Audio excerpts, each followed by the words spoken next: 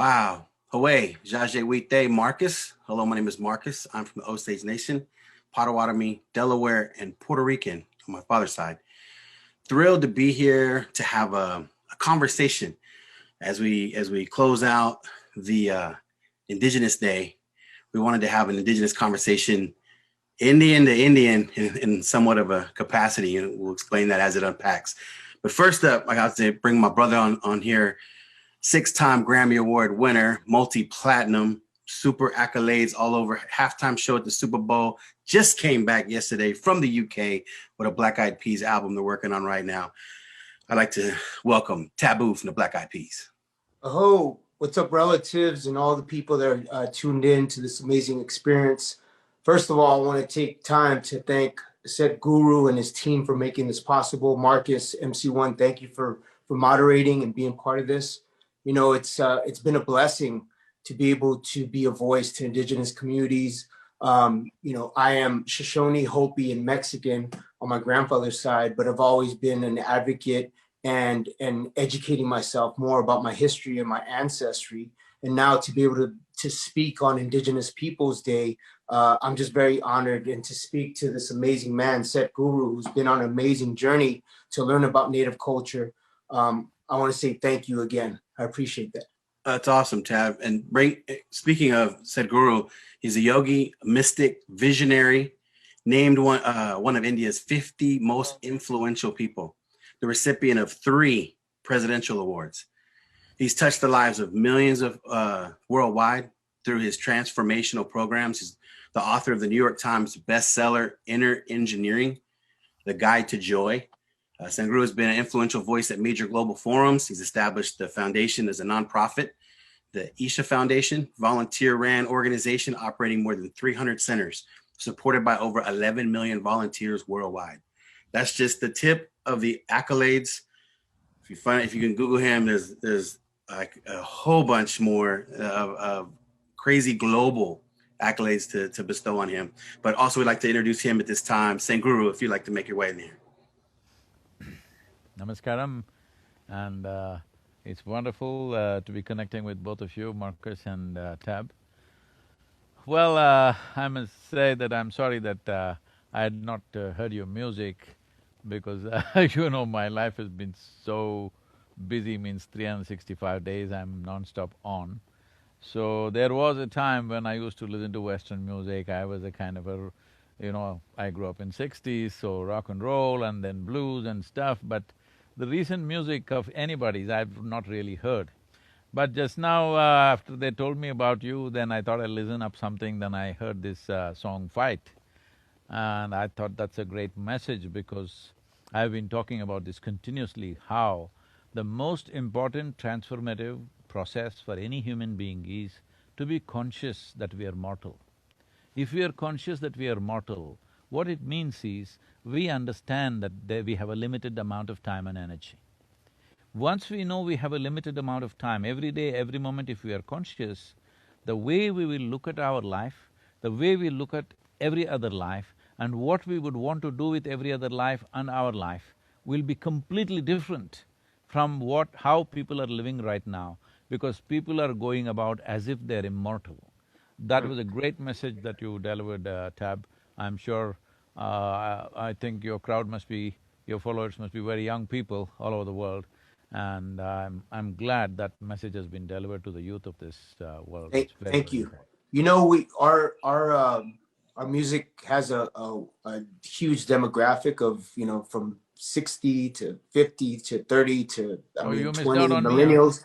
I know, man. I got to get you on to Where's the Love. Where's the Love is a great message. That's our first major hit that you know, the world really gravitated to, and it had a strong message on the heels of 9/11, the tragedy that happened in 2001. But messaging has always been part of our DNA. You know, Black Eyed Peas, we always make sure that we are socially conscious, but also spread a message about our surrounding and what's happening. The fight was just a direct reflection of the trauma that I experienced as a cancer survivor. I was diagnosed with cancer in 2014. I did 12 weeks of chemotherapy. I did holistic healing and also chemo to try to offset the westernized medication. So I fought for 12 weeks, 5 days a week, 6 hours a day, and I'm here. I'm here to let people know. Glad to see you here, man.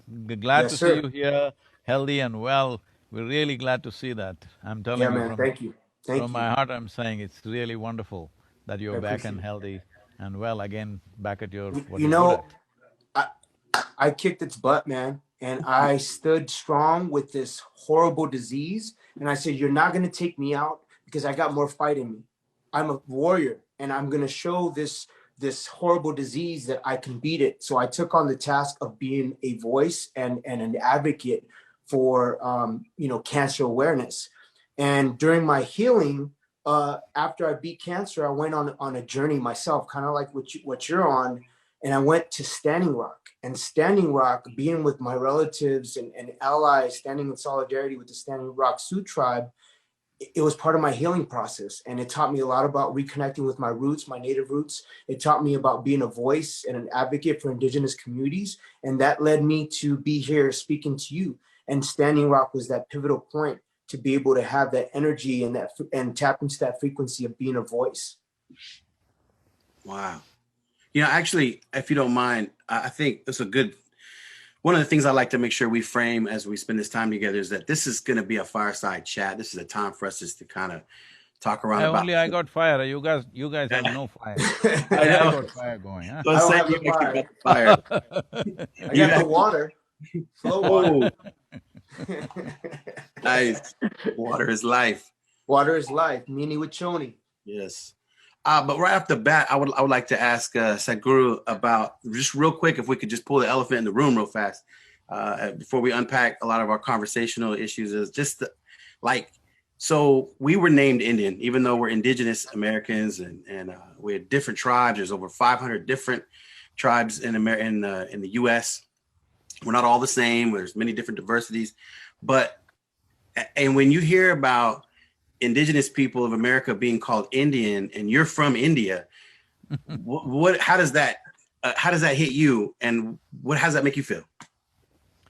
Well, we are glad the guy didn't land in India, and I'm sorry he landed here. Oh man.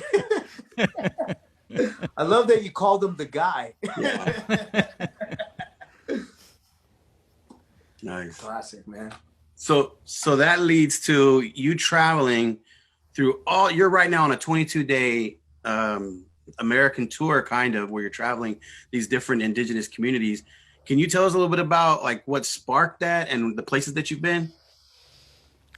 I must tell you this is in 2003. I was writing a book, so somebody offered me a small cottage near the Center Hill Lake in Tennessee, near Cookville. So I was staying there and working on this, so one day I took out a walk into the forest and I just was walking. Well, different people may understand this in different ways, but I saw something, a kind of a frozen spirit just standing there in such a state of shame, pain, resentment of this is someone who held another person, a more important person like a brother, but he could not protect him, he was killed. And he just stood there and froze as a spirit. And the level of shame and resentment and anger and a complex pain above all. I have to tell you, in my life, probably that's been the most painful moment in my life. I've never seen that kind of pain, that Indian spirits, the Native American spirit standing there like that. So then I wrote this poem and I did something with that force. Shall I read that poem to you? Please. Yes, please. It's called America.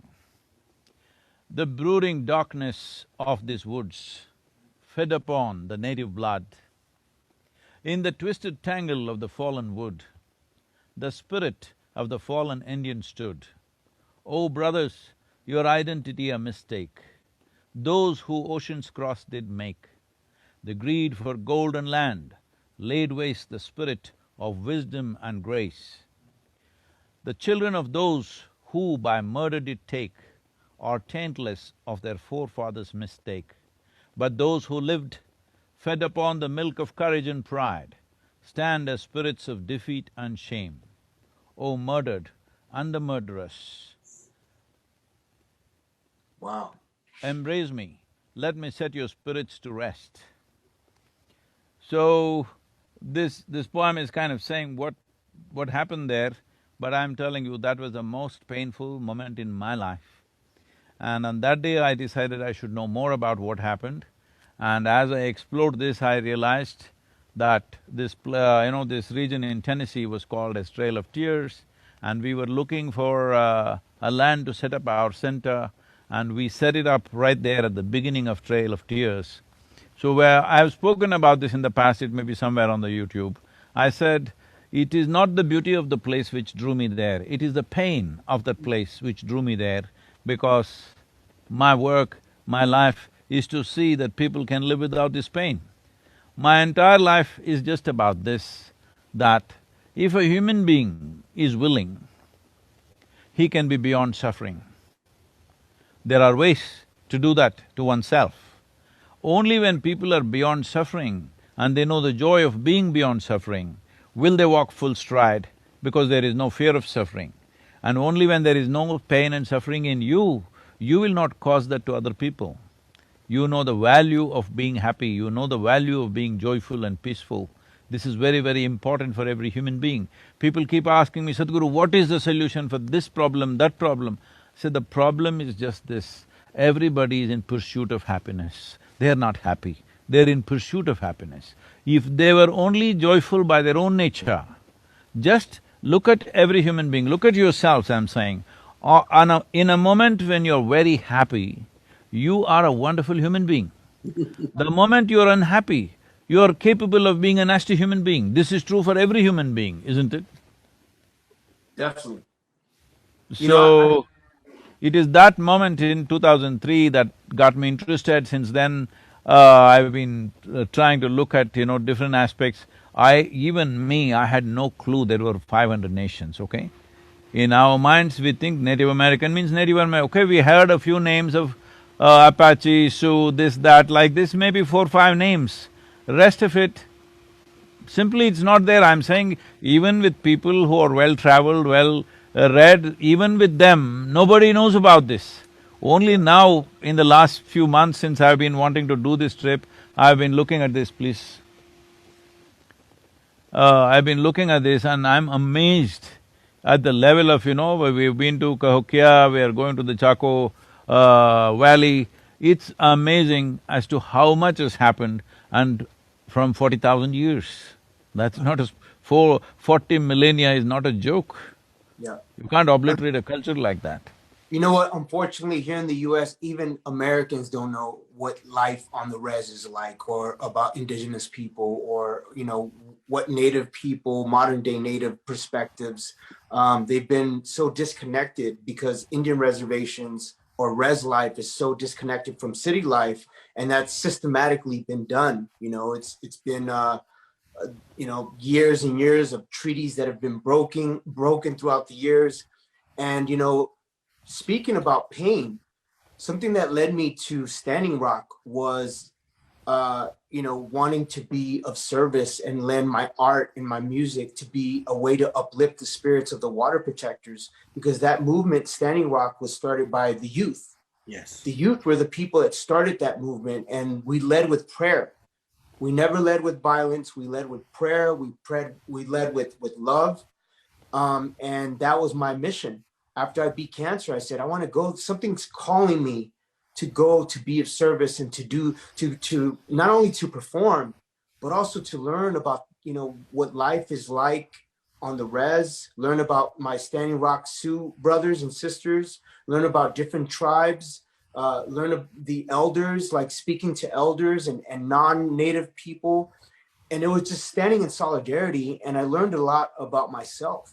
I learned, for so many years, I've been caught up in I and about me and my career, that when I went to Standing Rock, it humbled me, and I surrendered I to become we and us. And how can we be of service to everyone, with our platform and our blessings? Because, I'm in pop culture because of music, But really, if I just shine the light on myself, I'm not using this blessing correctly the way that I should. And my grandmother instilled that in me. She said, don't ever forget about your roots. Stay grounded. Keep your hands into Mother Earth.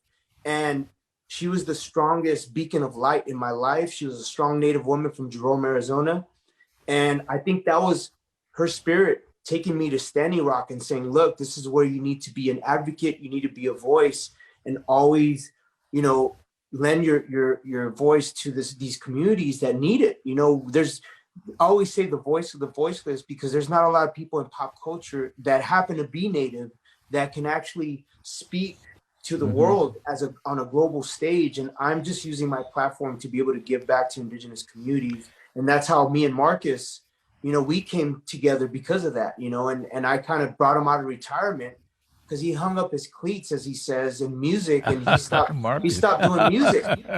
This guy's retired, I can't believe that. He retired, and I was like, who are you, Michael Jordan? So he puts his I must cleats tell you, up. wherever reservations and other places I go, this is one question that's coming to me, Sadhguru, how should we, frame our future? What should we do, our youth?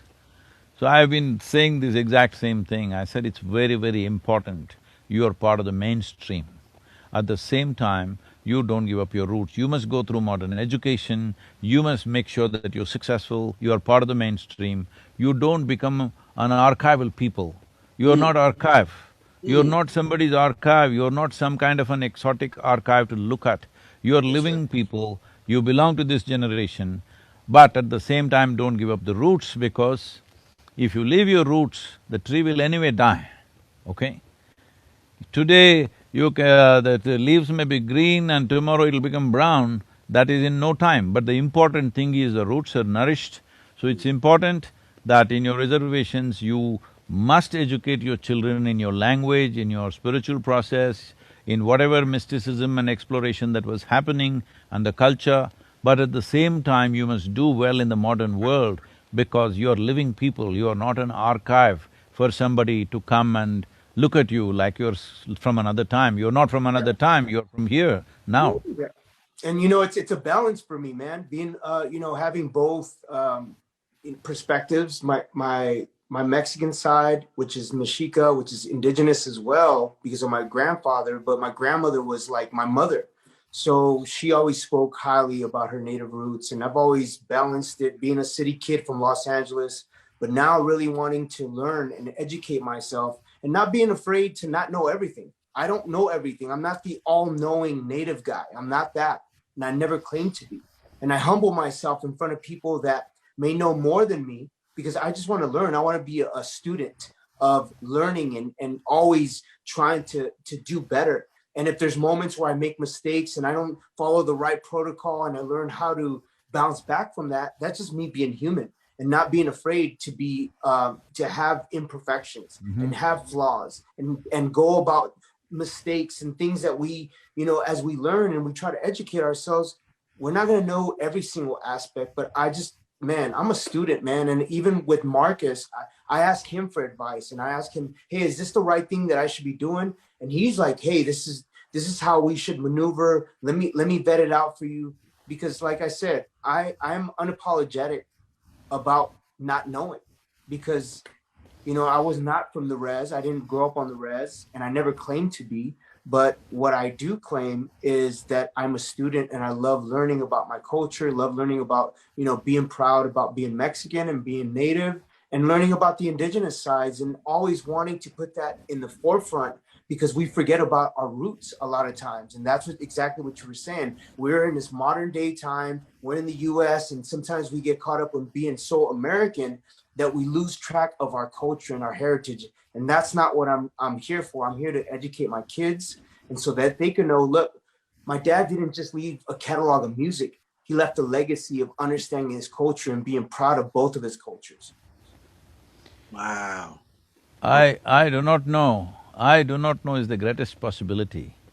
When you see I do not know, the longing to know, the seeking to know, and the possibility of knowing is alive. The moment you say I know, you're finished, you're a conclusion.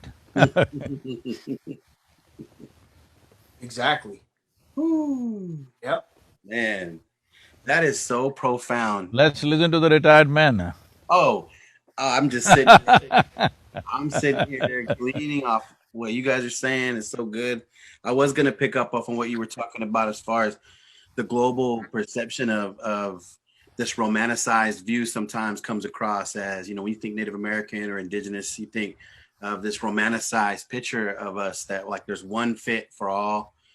But there was a study, one of the largest studies out just recently by Illuminatives was saying that the number one challenge the indigenous communities face here in America is not diabetes or access to proper schooling or healthcare. Instead, it was invisibility, that us being removed. And I loved how you said not to be archival, not to be a museum piece, but to be active in today. Well, what kind of advice would you give someone when it comes to trying to take control of their narrative and writing their own story? See, today if you have to write your own story, first thing is you must be educated in today's language, today's culture, today's literature, very, very important. Mm. At the same time, as I said, your roots must be strong to write about that, otherwise you yourself may get lost. This is a problem in every culture. I'm saying it's not just here in North America. In every culture, people trying to become modern, they lose their very, roots. So keeping this balance is very important. This is why, anyway, usually the schools are only 8 months. I think the Native American reservations altogether should come to arrive at some kind of education system of your own, where at least for 2 months in a year, every child till they become 15 years of age attends these 2 month summer schools or whatever, where I know this may be a controversial thing for me to say and it's not in my place to say this, but I'm saying this out of concern, not out of some kind of creating some uniform thing. I know every tribe is distinctly unique and, there are languages are different, cultures are different. But still we have to arrive at some common thing because cultivating and retaining 500 ways in today's world is going to be extremely difficult. 5 ways at least we can do, maybe 3 ways we can do, 1 way would be easy, but maybe it's not acceptable to everybody. But we must arrive, the community should arrive at some kind of thing, that some common practices can be merged together and all Native American children are learning those aspects, maybe a few aspects of their specific tribe, but the larger aspect of the indigenous people must become common. Somebody should do a framework of this education, at least 2 months in a year, they must do that and they must be proud to wear your kind of clothing, your kind of whatever, which represents your culture. I'm sure if like you are a musician, you brought this music now, suppose you get some designer or some famous people to wear those kind of clothes and go to important events, so it should become the fashion, I'm saying. Mm. It should become the fashion in United States and in the rest of the world to wear Native American kind of clothes and those aspects. Actually, without knowing from where it comes, I see in India in many homes they got dream catchers. I asked them, where did you get this? They have no clue. They said, I saw somewhere and I bought it. So I'm saying it's very important, certain products, certain clothes, certain aspects must go. I myself bought some, the pottery now. It's incredible. It's incredible means I'm telling you, I have traveled all over the world.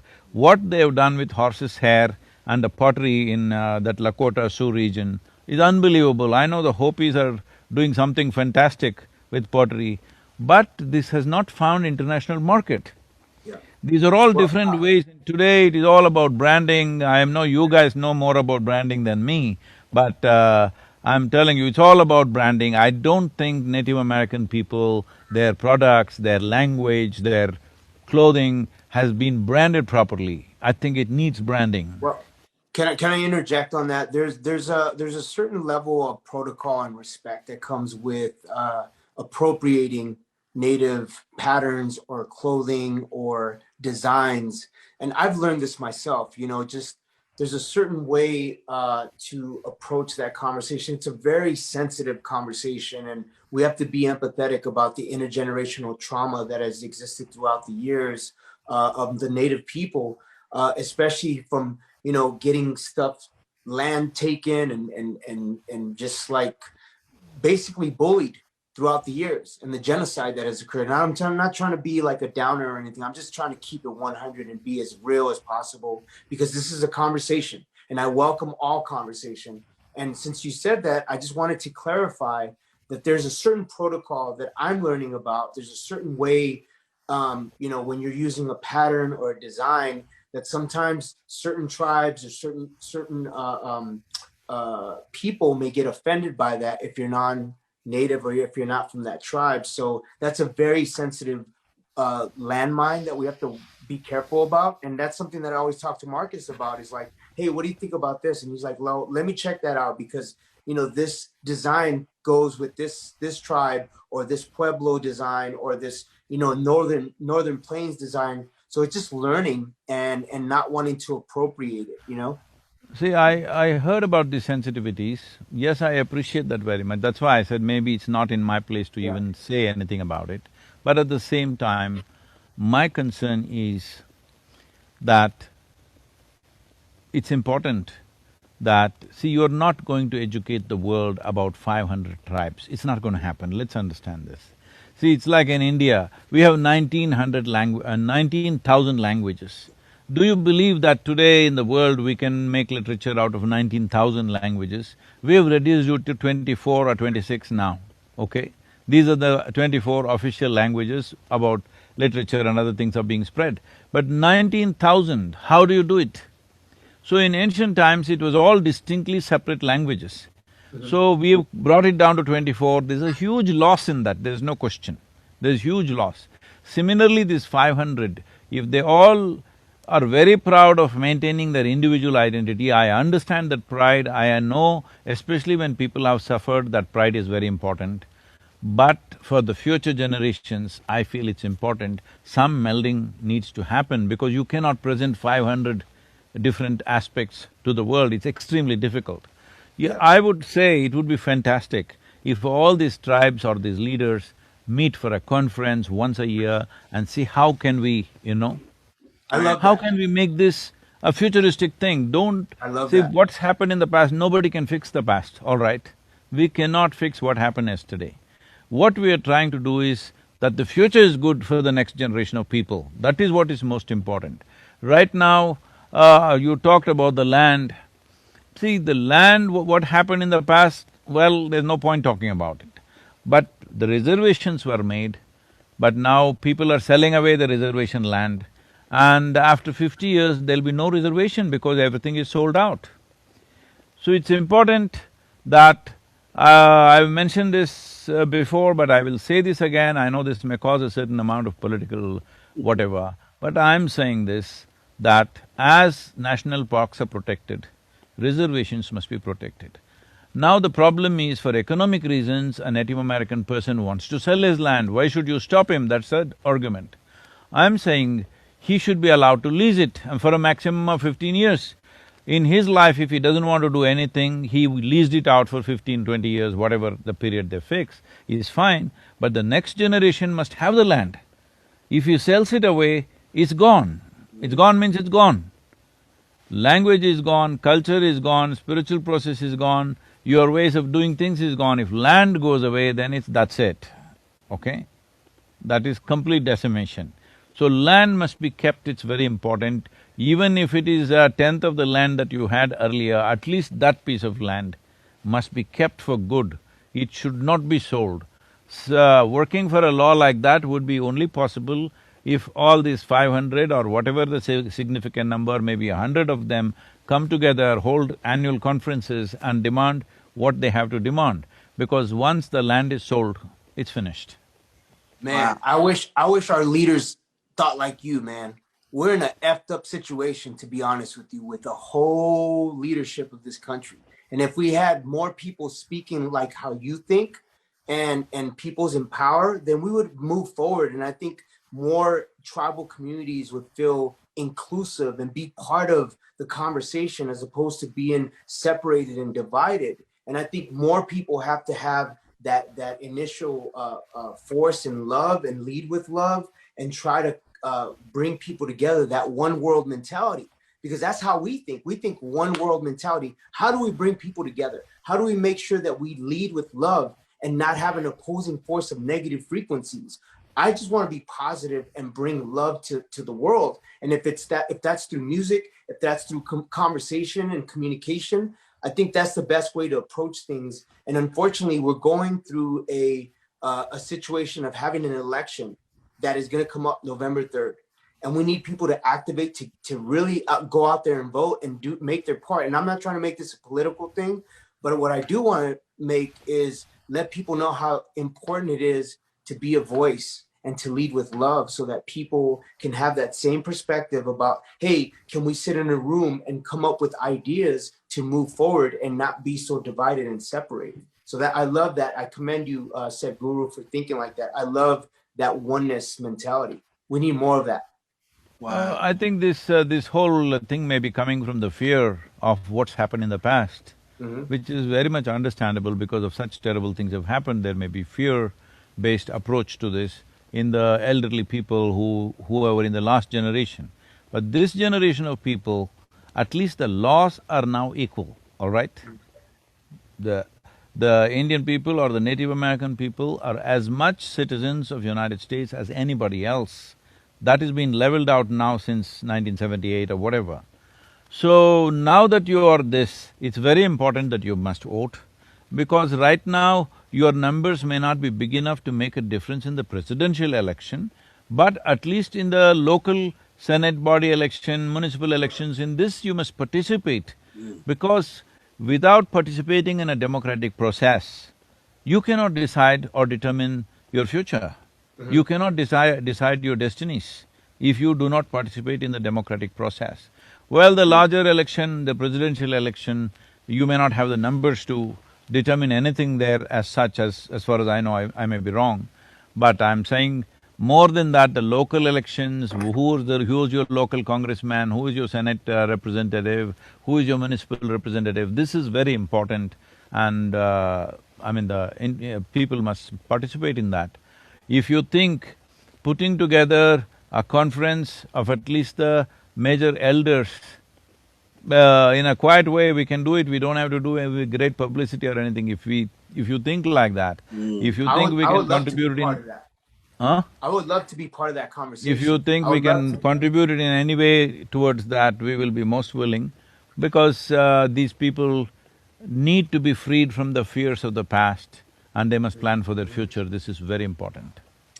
You know, speaking of love, land, and leadership, and an example of, you know, some of where all those qualities have kind of came together with the Black Hills, you know, that land has been monetized and the government has issued that set aside billions of dollars, and the tribe has not have not taken the check because they don't, like you said, they don't believe that the land can be put a price on.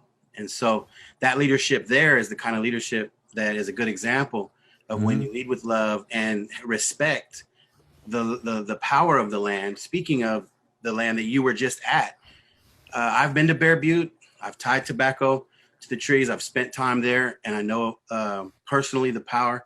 If you wouldn't mind expressing a little bit about what that time was like for you in those sacred spaces. I have too much to say about this. To make it brief, I will stick to one point. Mato Tipila, in my experience, in the entire North American continent, at least in United States and Canada, I would say, is probably the one most powerful space that you can see in this part of the world. Wow. It has a dimension. See,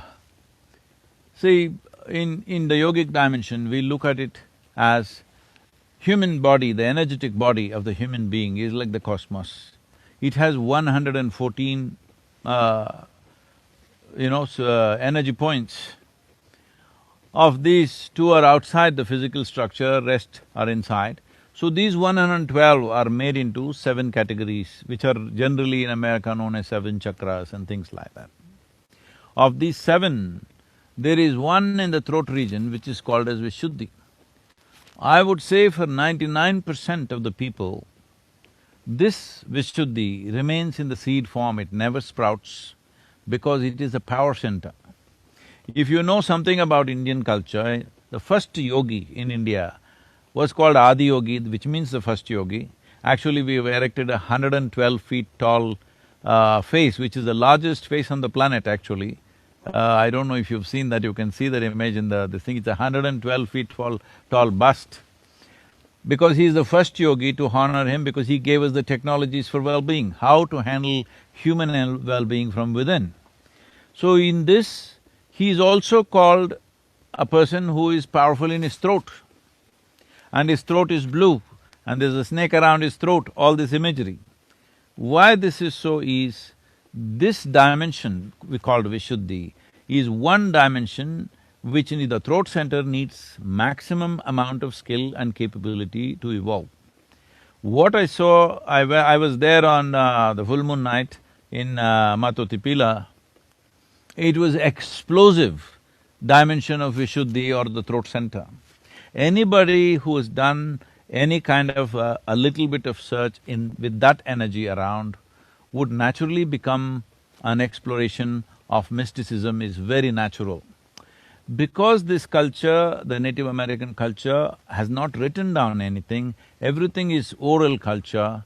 Now if one person has realized something, unless he finds another person in the next generation to pass it on, it kind of gets lost. Which is also a good thing in a certain way, because written down distortions will happen.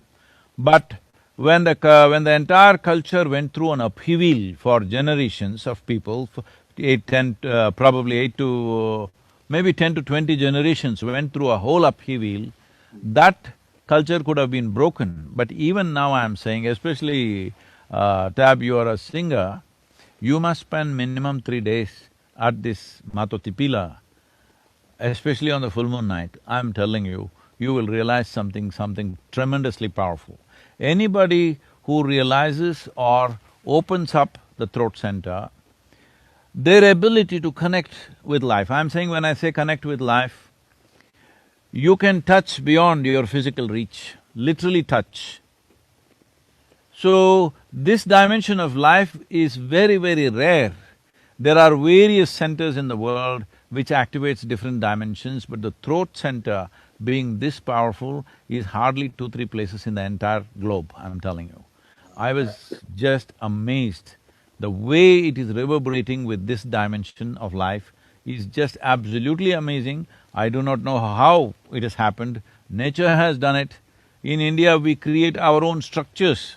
We create consecrated structures to reverberate this kind of energy, but what we make is of small proportions. But here it is standing in such a magnificent form, and this in many ways, I've spoken in detail about this, I don't want to go into the detail. This in many ways, whether tribes were from the plains or from the mountains, from the coast, wherever they were, this has influenced the entire culture in a huge way. Because when I hear the Native American voices, what I see, I have no scripture in my head, I don't have any bookish knowledge or religious knowledge. All I have is, I can feel the place with my eyes closed. One thing that I see with the voices, the way they're going about is, they're expressing their voices along with the geometry of the land. When you produce a sound which is in sync with the form that you see, then we say this is a mantra, because now the combination of sound and form are working together, and suddenly it becomes an explosive force. So, when I see the Native American music and the terrain that they were looking at and making these sounds, not always words, just sounds, because sound is important. Words are made up in our minds. Sound is real, sound is a reverb, and sound has a geometry of its own. If you utter the right kind of sounds, it will touch the forms, it will embrace the forms. In this there is tremendous power. This is where I see the entire Native American spiritual process is rooted. Whether people have physically been there or not, it doesn't matter. Because even without physically being there, you can connect with it. If you connect with the land, you can connect with this dimension, And if you connect the land and the sound, you will definitely connect with this Mato Tipila, because this is not a physical thing. There's an energetic dimension to that. See, we have a physical body, but without the life energy, what is this physical body? It's just rot, all right? So what is a stone? A stone is nothing unless it has an energetic body. Here there's an energetic body expressing this dimension of the throat center in the human system in an extremely powerful way, which is… I've never seen a place like that in my life. I've traveled literally everywhere, I'm telling you. That's So amazing. that's been one of the most profound things, and Cahokia also was a great thing for us to see, because we discovered certain things that what they have done there, and some things that have gone right, some things that went wrong there. That's a different aspect, but this Matotipila is a must for every indigenous person. It's a must, whether they go there physically or otherwise, they must connect with this. This is where the power is. The basis of your culture in some way energetically is here. And with connecting with that could also be the liberation for the future. Yeah, that's actually the good medicine that we speak about with frequency and sound. You know, when you speak on waveforms and the way that we, with our technology, when we record our music, we use Pro Tools and we use sound waves to see the different tones, the tonality, the delivery of your vocal, or even a melody. And when you say that, it reminds me of how music and color and emotion and all that, how it all comes together and it has a higher frequency that when you tap into it, it's like a spiritual connection that I feel when I step on stage. When you said about the you know, the chanting or the prayer song that you heard, it reminds me of the moment that I spent at the camp at Standing Rock and listening to the sacred drum circle and the prayer songs and the different frequencies and sounds that I heard, and how I felt connected to my ancestry even more, because it was a sound that it was very new, but it was so connected, and I felt like I had heard it before, but it was something new. It was a new frequency that I tapped into, and it was a higher frequency that I never even knew that I could tap into spiritually. And you know, it was native relatives that took me there, you know, and I wasn't on peyote or any type of hallucinogens or anything like that. It was just natural. It was a natural connection with Mother Earth, the tones, the music, the melody, the chanting, the prayer song, the good medicine that people always talk about. See, for every sound, if you feed a sound into an oscilloscope, it gives out a form. That means for every sound there is a form. Similarly, for every form there is a sound attached to it. What I see is the ancient people of this land are uttering sounds, looking at the land, and literally kind of making a map of the land in a sound form. The geometry or the symphony of… the geometric symphony of the land and the sound matching together, and which has been the basis of powering this thing. I think this is one of the reasons why, being here for thousands of years, they didn't want to build anything, because when in one part of United States the Chaco Valley is built the way it is built, others could have learnt in no time. In a couple of generations they would have picked it up. It looks like consciously they did not want to damage the land, because their whole thing was feeling the land with sound and empowering themselves with that. In this process, this Matotipila is a significant influence. Wow. Now, so… And what a tragedy that it's being called as Devil's Tower today. Oh yeah, we'll call it that. So with native music and indigenous music, there's some other aspects that are considered sacred. I know in Indian music there's spirituality that utilizes consecrated sounds. How would you balance maintaining the integrity of the sacred sounds while keeping them relevant globally? See, the power of the sound is not about ancient or modern. As I said earlier, see, we're speaking English language. Language is a conspiracy between two people. Suppose both you guys start talking in one of the native languages, I will just gape at you because it's a conspiracy between both of you, that if I utter this sound, this is what it means. If I utter the sound, that's what it means. This is how we learn language. So, words are made up by us, but sound is an existential reality. So, this sound, if you utter it in a certain way, it doesn't matter which part of the world you are, what you are, when the sound when I said you can actually touch people, let us say 10, 20, 50,000 people are there in your concert. If your Vishuddhi power is on and you utter sound with that, I'm telling you, you can physically touch every one of them. Yep. And that experience, no matter who the hell they are, where they come from, they will not miss it and they will never forget it. Wow. Yep. I feel that with hip hop culture as well, you know, like me and MC1 can say a line and you can like, just because you know hip hop culture, MC1, you can complete the line. Like if I said the hip, the hop, the hippity hip hop, you don't stop. Rock to the bang bang boogie. So jump your boogie to the boogie the beat. Bang. Right? Yeah. What you hear is not a test. Yes. Yeah, I'm rocking To the beat. There it is. Hip hop culture has been immersed with sounds, rhythm, rhyme patterns, cadences, and that's the beauty of not only our personal connection with our culture, but also this musical culture called hip hop. And that's the thing that brought us together, is because we love, you know, rapping and break dancing and DJing, and we appreciate the elements of hip hop. That's the reason why I think language, we don't need to, like a kid from Japan that doesn't speak English, he could be a b-boy and we could speak on the dance floor and just break dance and have that same camaraderie and share that same language and that frequency on the dance floor. Or an MC, he knows cadence. He doesn't necessarily have to be rapping in English. He could be rapping in Spanish. And you just know cadence, and hip hop culture has that same type of connection. It's like a frequency. It is frequency, and that's why I always talk about frequency, man. Tell me when you're going live next time, maybe I'll be there, For sure, man. Maybe we could do something together.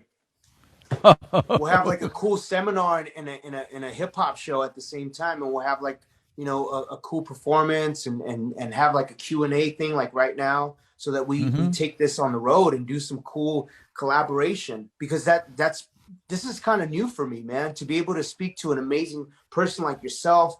You know, I'm a hip hop kid, and yes, I'm native and Mexican, but at the end of the day, I love hip hop culture, and I love breakdancing and MCing and songwriting and DJing. And for me to be having this conversation with you, it's just another notch on my belt of amazing moments in my life. So, you know, and I'm not trying to, you know, like juice you up or anything, but this has been amazing, man. It's very informative. I'm learning a lot. I'm listening. One thing is to listen and to absorb the information and welcome the information.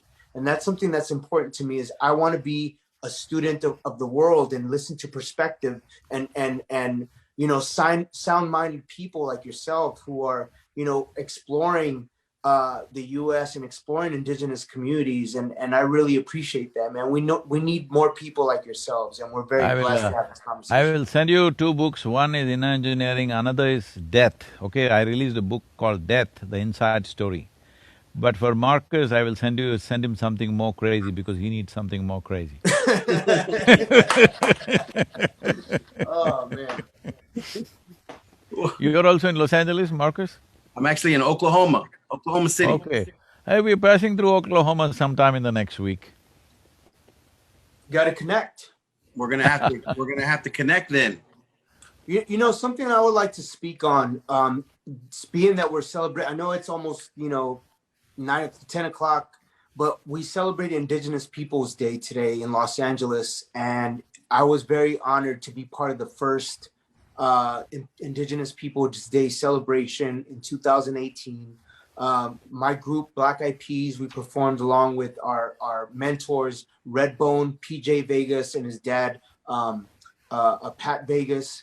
And we had all these amazing native artists on the Tongva land. The Tongva people were represented. The Gabrielino people were represented from Los Angeles, and we had all these beautiful energies there for one cause, and that was to celebrate and honor indigenous people from Los Angeles, but also around the world. And we abolished Columbus Day here in Los Angeles. So to be able to be participating in Indigenous Peoples Day 2 years in a row, and unfortunately this year because of COVID, we weren't able to have the festival or the concert. But I just wanted to say thank you for acknowledging Indigenous Peoples Day, because a lot of people don't really know what that means. And for us, we're still trying to get the message out. We're trying to have more states and cities come along and see how we can honor the first people of this land.